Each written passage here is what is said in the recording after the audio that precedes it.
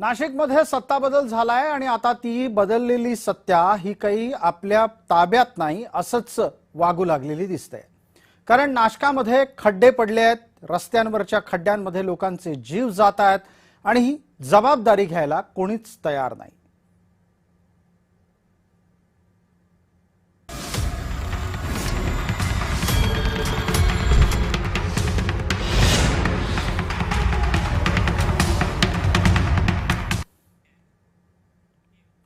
विशेषच्या या भागात आपल्या सगळ्यांचं स्वागत। मी प्रसाद काथे। आता आपण जे वृत्त पाहणार आहोत ते केवळ खड्ड्यांबद्दल नाहीये, ते एका कुटुंबाच्या बाबत आहे। आता येणारी दृश्य आपण नीट बघायला हवीत। या लहान मुलीला तुम्ही काळजीपूर्वक पहा। 5 किंवा 6 वर्षाच्या वयात तिनं वडिलांना कायमचं गमावलंय। तिचं उभं आयुष्य तिला वडिलांच्या छत्र छायेविना व्यतीत करावं लागणार आहे। ती इतक्या लहान वयात पोरकी झाली आहे। मोठेपणी तिला कोणी विचारलं की तुझे वडील कसे गेले, तर तिला सांगावं लागेल की ते खड्डा चुकवताना मेले। ऐकायला कदाचित विचित्र वाटेल, पण हेच वास्तव आहे। आता या तिच्या आईकडे पहा। या माऊलीला पती गेल्याचं दुःख पहाडा एवढं मोठं आहे, पण मुलीच्या भविष्याचं काय, तिच्या शिक्षणाचं काय, ते कसं पूर्ण करायचं याची चिंता अधिक आहे। या कुटुंबावर ही वेळ आली कारण नाशिक महापालिकेच्या रस्ते विभागातल्या अधिकाऱ्यांच्यामुळे आणि सत्ताधाऱ्यांमुळे सुद्धा रस्त्यावर 2-2 फुटांचे खड्डे पडतायत आणि हे बेशरम अधिकारी काहीही करत नाहीयेत। वातानुकूलित केबिनमध्ये बसून दिवस ढकलण्याकडेच त्यांचा कल असतो। जनतेचं काय, ती मरायलाच जन्माला आली असते, आज नाही तर उद्या मरेल, याचं एवढं काय कौतुक।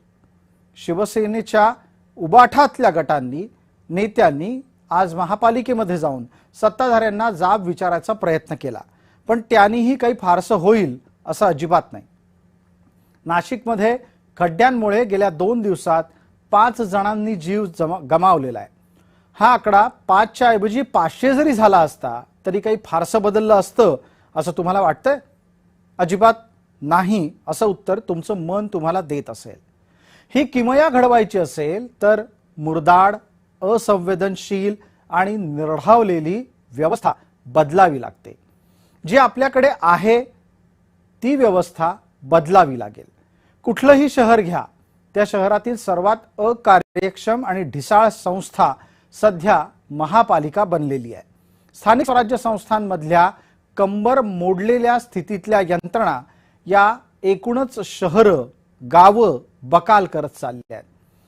मग मुंबई असो, पुणे असो, ठाणे, संभाजीनगर की कोल्हापूर किंवा अगदी नागपूर सुद्धा, यामध्ये पक्षीय समानता असते बरं का। सत्तेत कुठलाही पक्ष असो, जनतेच्या नशिबात किड्यामुंग्यांसारखं मरणच लिहिलंय। नाशिकमध्ये मृत्यू झालेल्या निलेश कोतकर यांच्या पत्नी आणि वडिलांच्या भावना ऐकायला हव्यात। माझं फक्त पूर्ण माझं आयुष्य उद्ध्वस्त झालेलं आहे। माझी एवढी एकच मागणी आहे की माझ्या मुलीच्या भविष्याचा त्यांनी विचार करावा आणि माझ्या पण भविष्याचा विचार करावा। मलाही काहीतरी, कारण की ते गेल्यामुळे घराला आता हातभार लावणारं कोणीच नाहीये, त्यांचे आई वडील सुद्धा आहेत।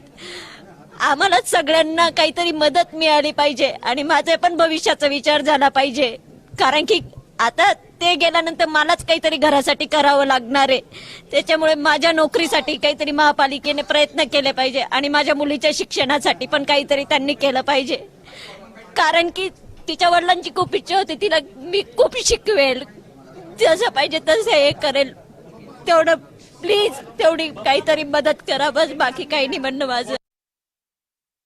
महानगरपालिका काही आम्हाला हे करेल, आता काय म्हणेल, तुम्ही काय चला रस्त्यावर चालले म्हणजे चालायचं नाही का रस्त्याने?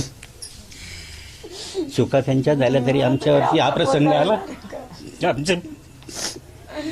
आमचं अतोनात नुकसान झालेलं आहे सर, आणि अतोनात नुकसान कोण भरून देईल आता आम्हाला? शासन देईल का आम्हाला, का महानगरपालिका देईल? हा प्रश्न येतो ना। आज तिच्या जीवनाचं काय? एवढीशी पोरगी आहे ती, सगळं घरातला करतात माणूस चालला गेला। ठाकरे गटाच्या नेत्यांनी नाशिक महापालिकेमध्ये जाऊन सत्ताधाऱ्यांना जाब विचारला। त्यावर तुम्ही काय केलं ते सांगा असा ऐतिहासिक बचाव सत्ताधाऱ्यांनी केलेला आहे। मुळात कोतकर कुटुंबियांनी नाशिक महापालिकेमध्ये ठिय्या आंदोलन केलं। निलेश कोतकर यांच्या मृत्यूला जबाबदार असलेल्या अधिकाऱ्यांवर कारवाई करा अशी त्यांची मागणी आहे। त्यांची ही मागणी फारच आदर्शवादी म्हटली पाहिजे, कारण आपल्या यंत्रणेत फक्त मृत्यू होतात, कारवाई होत नसते। मुंबईच्या घाटकोपरमध्ये होर्डिंग पडून अनेक जण मृत्युमुखी पडले। यात काय कारवाई झाली? याच महिन्याच्या सुरुवातीला मुंबईत एका शाळेच्या बसवर झाड पडून 10 वर्षाचा मुलाचा मृत्यू झाला। त्यात एकाही अधिकाऱ्यावर कारवाई झालेली नाही। प्रशासनानं खुबीनं आपलं अंग या कारवाईतून काढून घेतलं। उलट पालिकेच्या अहवालात केवळ कंत्राटदार आणि सल्लागाराला दोषी ठरवण्यात आलं। त्यामुळे कोतकर कुटुंबियांना न्याय मिळेल याची शक्यता तशी नगण्यच आहे, कारण सरकारी संस्थांमध्ये एकमेकांना रीतसर वाचवलं जातं।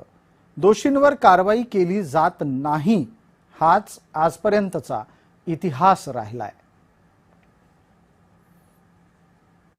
आज संपूर्ण शहराच्या चारे कोपऱ्यात खड्डे झालेले। मला एक सांगा, तुम्ही जे कॉन्ट्रॅक्टर आहे त्यांच्यावर कुठल्या प्रकारचा मनुष्यत्वाचा गुन्हा दाखल झाला का? मला एक सांगा, कुठल्या कॉन्ट्रॅक्टरला यांनी ब्लॅकलिस्ट केलं? आज त्या ज्या ठिकाणी कोतकर नावाच्या इस्माचा काल संध्याकाळी मृत्यू झाला रात्री, आज त्याच्या घरची काय परिस्थिती असेल? आज कुठलंच प्रशासन त्याच्या मागे काही कुठल्या प्रकारचं उत्तर देत नाही। आणि आम्ही किती दिवस जाब विचारणार? आता आम्ही रस्त्यावर उतरणार आहे नाशिककरांसाठी, आणि संपूर्ण नाशिककरांना आव्हान आहे की तुम्ही आमच्या सोबत या आंदोलनामध्ये सहभागी व्हा। पूर्ण शहराचा खड्डेमुक्त शहर कधी करणार हे लोक? या खड्ड्याच्यामुळे मृत्यू जातोय, ज्या खड्ड्यामुळे तो माणसं मेली जात आहे, मरण पावताय, त्या लोकांना तुम्ही 10 लाख देताय, 5 लाख देताय, 7 लाख देताय। तो खर्च जर त्या खड्ड्यावर झाला असता, ही वेळ आली असती का? ते कुटुंब उद्ध्वस्त झालं असतं का? प्राधिकरण किंवा महानगरपालिका असेल, प्रशासन असेल, यांनी ऍक्शन मोडवरती येणं गरजेचं आहे। आज आपण बघतोय की सर्व लोकप्रतिनिधींची एकच मागणी आहे की आपण फील्डवर उतरून हे करावं।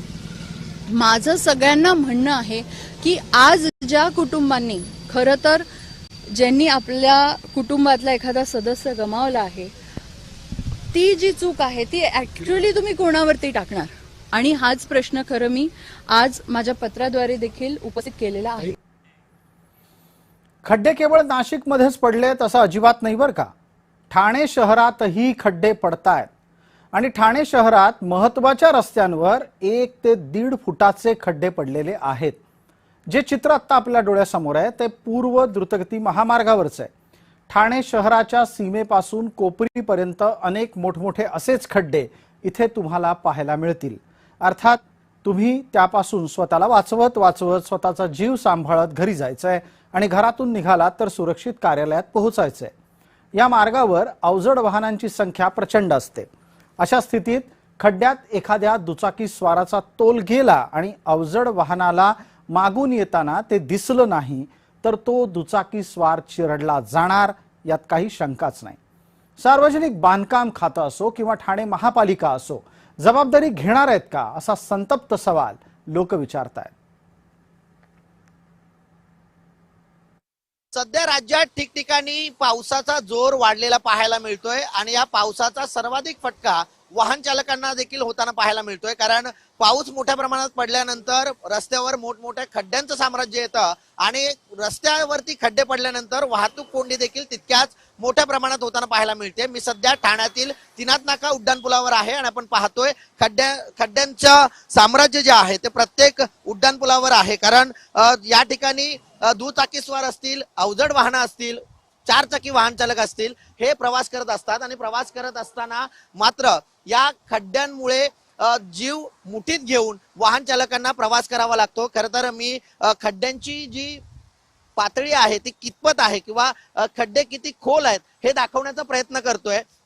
या ठिकाणी सर्वच वाहन चालक जे आहेत ते प्रवास करत असतात, मात्र ही खड्ड्याची जी पातळी आहे ही जास्त खोल आहे। यातून जर दुचाकीस्वार गेला तर मात्र अपघात टाळता येऊ शकत नाहीये। त्यामुळे प्रशासनाचं या खड्ड्यांकडे कुठेतरी दुर्लक्ष होतंय। या सगळ्या खड्ड्यांच्या मुळे अनेक जण जीव मुठीत घेऊन प्रवास करताना पाहायला मिळतात। नाशिकमध्ये देखील खड्ड्यांमुळे एका व्यक्तीचा मृत्यू झालेला आहे। त्यामुळे मृत्यू झाल्यानंतर प्रशासनाला जाग येणार आहे का? हे खड्डे आता केव्हा मुजवले जाणार आणि नागरिकांच्या जीवाशी प्रशासन खेळतंय का? अशा प्रकारचा सवाल वाहन चालक विचारताना पाहायला मिळत आहेत. आता तरी या खड्ड्यांकडे बघून प्रशासनाला जाग येणार आहे का? आणि वाहन चालकांना जीव मुठीत घेऊन करावा लागणारा प्रवास हा आता थांबणार आहे का? हे पाहणं महत्वाचं असणार आहे. कुणाल बोईटे, जय महाराष्ट्र न्यूज, ठाणे.